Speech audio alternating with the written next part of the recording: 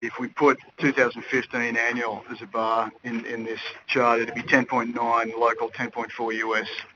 So you can just see what happened, post 2015.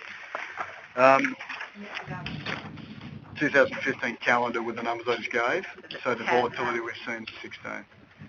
But I think the next point, a client can choose. You want the left bar, you want the right bar. Now with an FX overlay, you can let the client decide and own the left bar or the right bar in the future. And many of our clients in Australia and Canada tell us, don't hedge because I'm already doing a portfolio overlay. So some of this is just the market, so put it in the client's hands. Right. Well, especially I think for American clients, right, who may not be invested yet, who may look at this performance and say, well, why do I want to buy something at 4% or 5%? You can say, look, you can choose and buy the one that's at 8 now if you want, and that way you're sort of not advising the client whether they want to do an FX bet or not. Which Paul and I have debated this many times, whether over a 10 or 15 year period, is it a benefit or not a benefit, or is it just ultimately an expense? And each client probably have their own decisions there too. Yeah, and the short-term numbers our investors aren't really focused on, to be honest, in terms of total return. It's always about yield in this space. So over the page, on page 9, this is a really good chart for talking about diversification against other risky assets. So there's no endpoint bias here. This is the beginning of the fund through till the last quarter, and you can see the performance. Against equities, fixed income, US private real estate. The two lines with boxes on them. So the top line is local currency returns, and the bottom line is US dollar returns. So you can see the pronounced impact of US dollar strengthening. But interestingly, for a US dollar investor against these other asset classes, if you're looking at a relatively long-term exposure, beginning in 2006 and walking straight into the crisis, I think it's an important chart for showing that core infrastructure did the job it was meant to do in terms of diversification. Continuing on, page 10.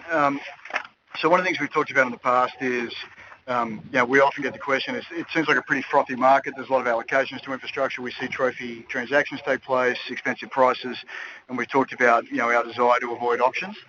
So this is the most recent data for time spent since 2013, and over half of what we've done has been privately negotiated, and we've avoided auctions. And the US market is a great market for being able to achieve that. Very difficult to achieve in other smaller markets. And this is something that is a really attractive, selling point to new institutions who've spent some time thinking about the space and are concerned about the frothiness in pricing. Second point is, second chart on the right is platform. So again, the concept is in a fragmented market like the US in terms of water utilities, for example, 650 water utilities in California. There's 25 in the United Kingdom in total. In California, we think is a fantastic state from a regulatory perspective, even for water, despite the drought situation. Being able to put together a board of directors that's focused on a growth utility, a management team that's incented to deliver against growth and these returns is something that takes quite a bit of time, and I think we spent a lot of time on that in the US and very happy with where we've gotten to from a governance perspective and effectiveness, which is now borne out by the fact that these platforms are up and running. And don't get me wrong, the first platform expansion, has some nail-biting moments and plenty of lessons learned to kind of walk through after the event. But the first time you've been through this with a management team and a board and they've made their acquisition and integration is going according to plan, you get a lot of momentum for future opportunities. The other thing is it's a big market, fragmented, but relatively small market in some ways. A lot of the opportunities we see away from auctions are driven by the reputation that we've achieved for being able to bring platforms into a better story for their own future. Small targets on the platform. So this is really where you can expect us to spend our time. It is truly differentiated. You'll hear a lot of people talking about the mid-market. This is, the proof in the pudding. We're in the mid-market and we're buying a lot of platform businesses and we're hitting our targets. So that's good. In terms of some examples over the page on 11, we've been very active in the US in renewables, as you know. Particularly wind in 2016, and recently solar. We've taken a global solar partner out of the operating partnership we have for solar. These are in the US, and particularly in wind, you're looking at 24 to 25-year contracts. So these are very long-term contracts, quite unique around the world. We're at utility scale now. It's a great opportunity for partnership in terms of co-investment, which is increasingly on the menu for large sophisticated institutions looking to do a fund investment alongside co-investment. And if you think about some of the other geographies that we spend a lot of time in, Australia, Canada, the US, where you've got allocations that are growing and assets under management that are growing, a platform investment, a direct investment alongside a fund investment is a really interesting proposition in terms of avoiding dilution of being able to put more capital directly into the direct investment as well as into the fund over time. And that discussion is getting a lot of traction and can create very tight partnerships with LPs. So there's some examples here. I won't walk you through them, but they're all mid-market and largely platform. We're excited about the pipeline that we've got in platform as well, which is really how we've been able to tell investors that the queue is really a 3 to 6 month discussion. 6 months would be conservative, but it's been under 3 historically. We'll be growing at about $2 billion a year raised and invested, and expect about half of that to be put through the platform, which is a really powerful statistic. Well, can you maybe just walk through like a wind farm or something, like how you say a 20-year contract, we own the turbines, we're committed to sell so much electricity or someone committed to buy. Can you just talk a little bit about what that means? Sure. So typically you've got, so where we like to enter the market is when a developer has done all the really risky work. So finding the land, leasing the land or buying the land, negotiating an offtake agreement or long-term agreement with a very creditworthy counterparty like a utility, and then procuring the turbines, organising transmission, and O&M contracts. And we're happy to take a little bit of construction risk in the simpler asset classes around construction, particularly solar and wind. And then we'll sit and operate the platform with a 24-year, 25-year offtake agreement. We'll have debt in place that amortizes through time. If you think about, the one thing you know about owning a wind farm is that it's going to be worth nothing at the end of 25 years.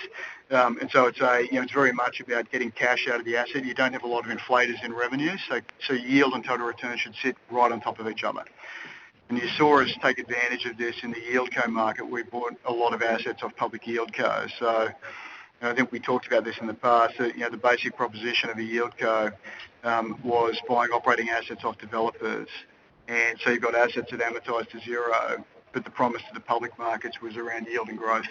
And I think ultimately that story was going to begin to come undone, and we were there to take advantage of it. So that's wind. Solar is very similar in terms of long-term offtake agreements. You don't get a lot of inflation protection out of wind and solar, so about 25% of the portfolio doesn't offer a lot of inflation, but transport and utilities do. From perspective, are you seeing anything come out of the closed-end space, or has that decreased a bit? It's a good question, and there is a relatively steady flow, but always auctions. Very difficult to negotiate an off-market transaction when a financial investor is selling.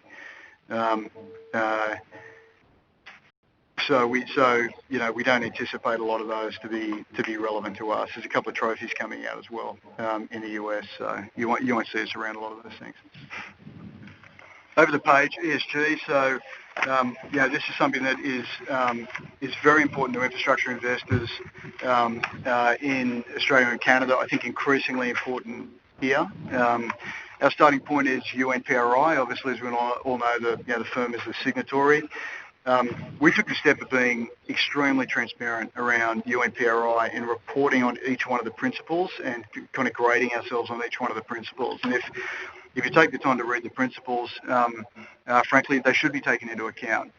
Being a part of your community, thinking about communities and effectiveness of governance, absolutely should be taken into account in both sourcing transactions and managing assets. So we report very transparently on that. Infrastructure is an asset class that lends itself to ESG, particularly the environmental. I think we also push very hard on governance, as we've talked about, and sustainability. At the end of the day, you're an asset that's serving families, and you need to be an active member of a community. We've got great examples of that. We disclose them in every quarterly and in the annual. We got an A rating in our 2016 UNPRI initial assessment, which is a pretty high rating. And again, we'll look to work very hard to maintain that and improve that. We've joined GRESB, and from a governance perspective, each of these companies has a board of directors. It's It's members of our team accompanied by independent non-executive directors. So these are leading